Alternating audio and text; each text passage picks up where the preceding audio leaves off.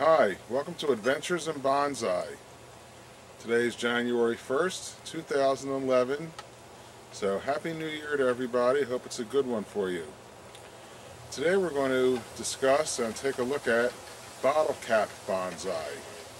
These are bonsai that are grown in bottle caps. I first learned about this when Amrit from the island of Mauritius off of Africa sent me a video in which he had planted a small bonsai in a bottle cap. It was very intriguing, and I've decided to try it myself, and you may want to try it too. There's a lot of good reasons to do this because you can keep small bonsai in your house, and it's very easy to take care of them, watering. Let's go take a look and see what Amrit did. This is Amrit's bottle cap bonsai.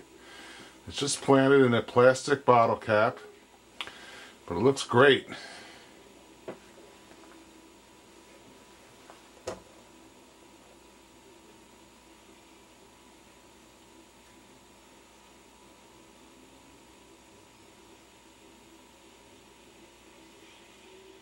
Bonsai come in many sizes. The smaller ones are kind of described as these. They're Shito, which is about 1 to 3 inches, and these overlap these classifications. Then there's Maine, which run from about 3 to 8 inches, and then Shohin, which runs from 6 to 10 inches.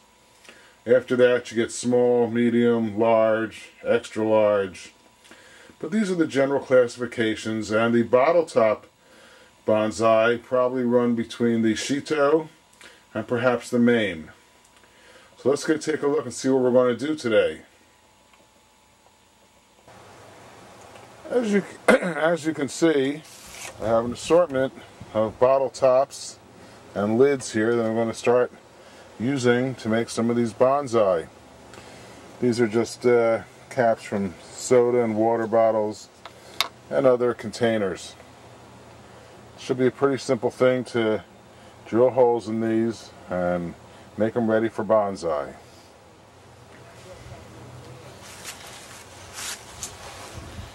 Okay, I'm just going to take the drill bit, which is a nice big one. Because this is plastic, you can cut through it pretty easily. Watch your fingers.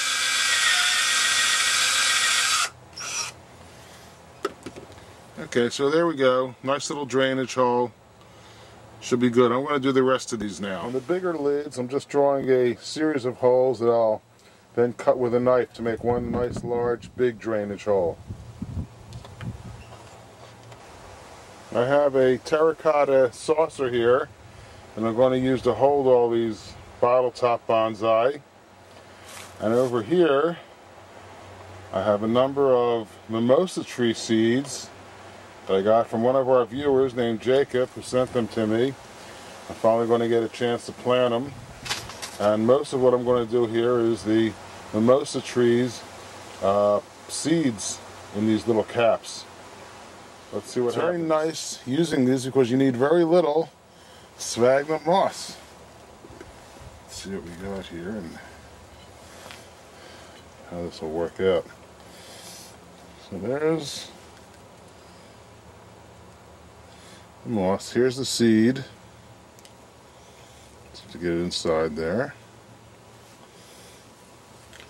I want to press this down pretty good. And I want to keep enough sphagnum moss in there to make it so it's got some good substrate to grow into. I'm pressing it down pretty hard. And there's number one. Of course, you see it expanding here on its own. That's what happens. Sometimes you just got to keep pushing it down and trying to get it to keep its shape. But even if it expands, that's okay. Okay, here's another one. Here's the seed. Putting it in here.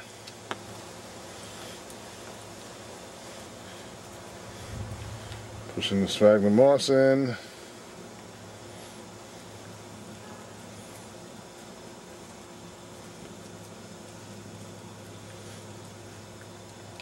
And you're done. And you know, seeds do really well in sphagnum moss. It's a great germinating material.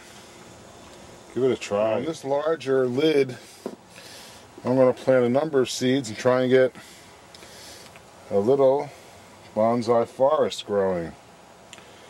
So we'll plant 1, 2, 3,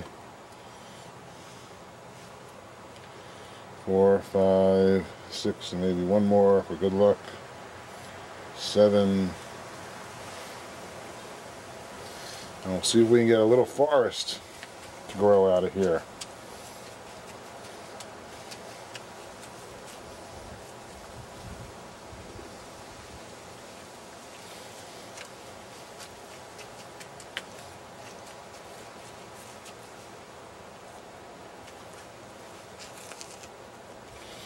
Pull out the straggly hairs. Okay. This top here is our neighbors, the horses. Has a little more depth to it. So I'm actually going to try and put a cutting in here and see if we can get it to start. Let's go take a look and see what cutting I'm going to take. Here's 2 Fukian-tees.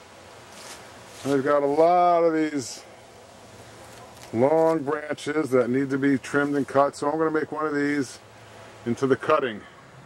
I wanted a cutting that's new and vigorous and has some nice new growth that hasn't been damaged by the cold. So this is going to be it. Let's see. Okay. For cutting, you just get some sphagnum moss, get it ready. I got a lot in here right now. I want it to be really packed tight around the base of the cutting because that'll help the roots start to grow. Remember, when you're taking a cutting, you're cutting off the plant that has no roots to support itself. So it's really important to cut off a lot of this extra foliage. So that's what I'm going to do here now. I cut off probably a good 90% of the leaves.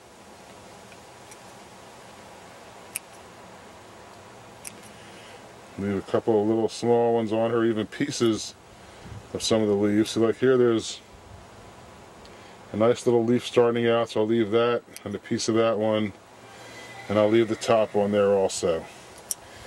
Now, the shorter it is, actually the better chance it has of surviving. So I'm going to cut this off about here. I'll make a little hole in here. Try to put this in without damaging it. And get the sphagnum moss tight around it. And we'll just have to see if it'll hold.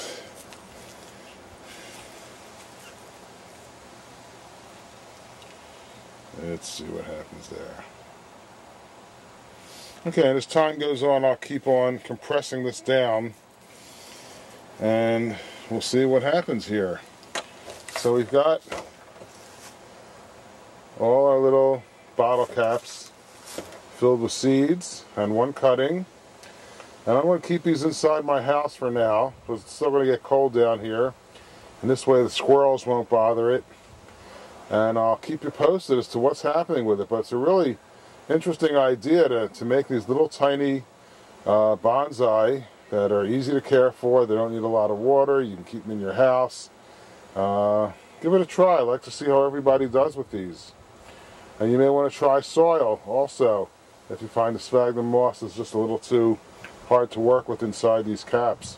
You could always transplant them later. Okay. Have fun with your small and big and medium bonsai.